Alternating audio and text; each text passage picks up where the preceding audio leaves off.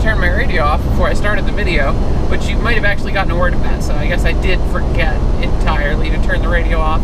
So, you know I'm listening to a book about a desert. Dun dun dun! We are, today is the 4th of March? 4th of March. 4th of March, we are near Livingston. We are near Livingston, Montana. Livingston, Montana being kind of an infamous city on Interstate 90 because it is a city that experiences some tremendously powerful winds very frequently that often require the city to close Interstate 90. So through the state of Montana, Interstate 90 for the most part follows old US Highway 10.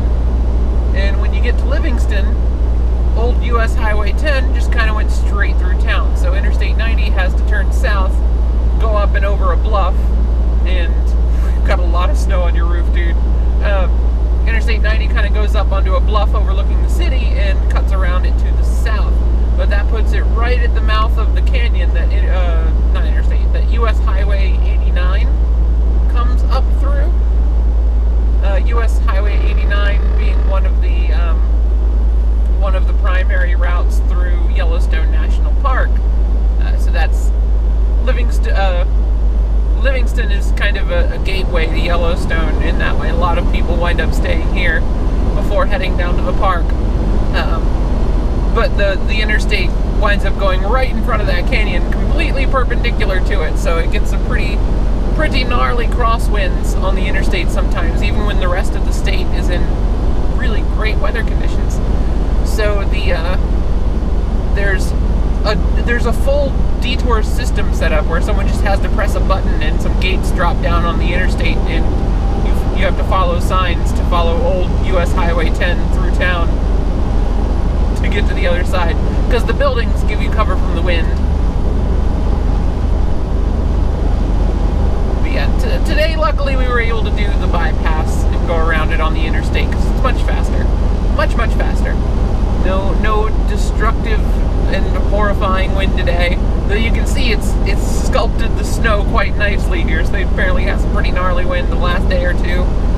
Just like we were seeing yesterday in South Dakota. We're running about an hour behind my intended schedule. We had to avoid US Highway 212, which normally I use 212 as a shortcut from Rapid City, South Dakota up to Crow Agency, Montana, and that cuts about 50 miles off of I-90. But they were experiencing such bad weather last night.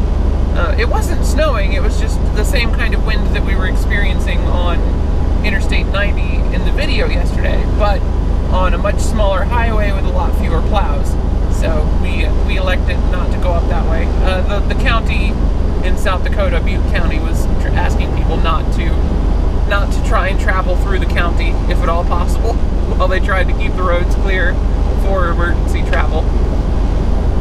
So we heeded that request. We stayed on Interstate 90. That cost us about an hour, though honestly it probably comes out in the wash because we would have been much slower on the other highway because of the weather conditions. So it works out. It works out, I think. Still, it feels like we're an hour behind.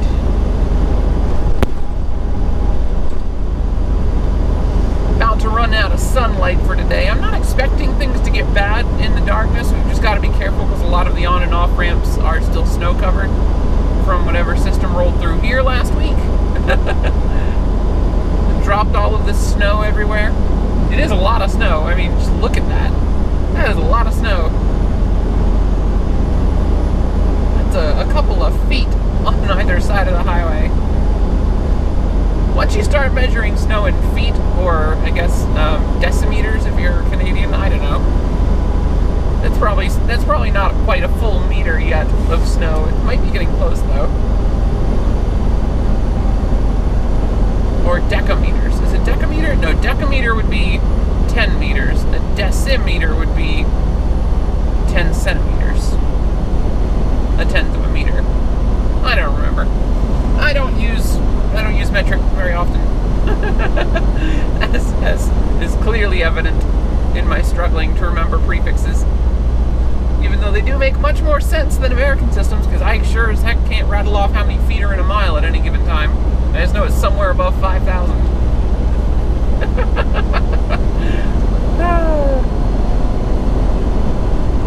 Metric system would be so much easier, but no, that's never going to happen in my lifetime. Ooh, a triple!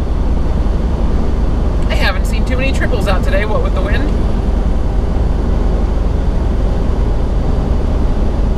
A lot of Rocky Mountain doubles still braving it though. Let's bring our headlights on. Since the sun just went behind that mountain, I saw the car in front of me slap their headlights on. That might have been an automated one. One of those cars with the daylight sensor that turns them on auto.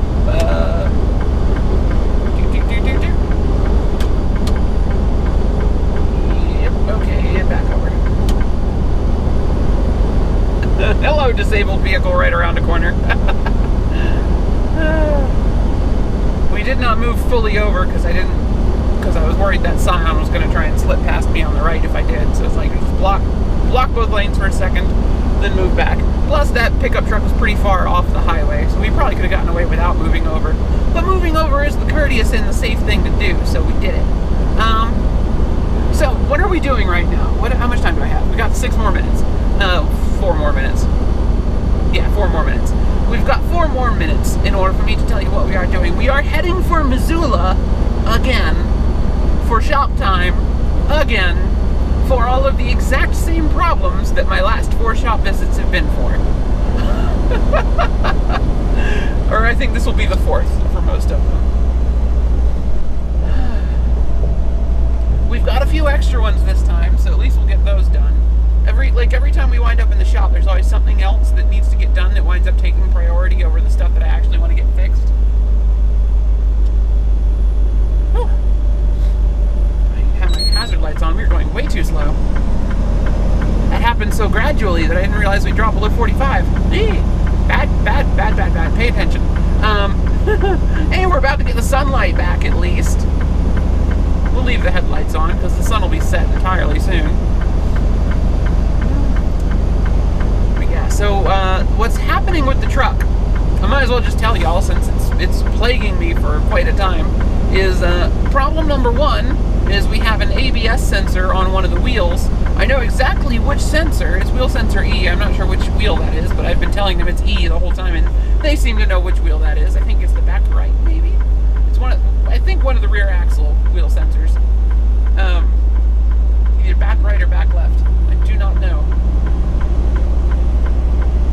But we've got a bad wheel sensor, and it's been bad for weeks. Probably months now, actually. Yeah, I think since, like, December. It's been bad. I've been asking them to just replace it, and they keep finding other things, like, well, maybe the sensor's not bad. Maybe it's this, like, loose wire. Maybe it's this, connection on the ECU that's bad. Maybe it's... No, it's the sensor. I'm definitely sure it's the sensor. I'm like, just replace the sensor, please, and they won't. So maybe this time they will. I don't know. It's just, they try to fix it, and then I get back in the truck, and the ABS goes out again almost immediately. And I can't be too angry about it, because it plays nicely with the other problem we're having.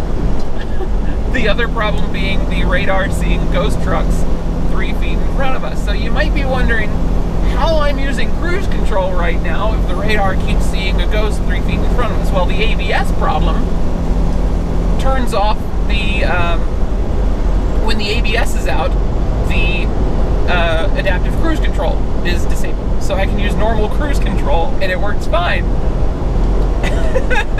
So it's kind of hilarious that these two problems are playing off each other in that way, but the ABS problem gives me my cruise control back, where the radar problem takes it from me.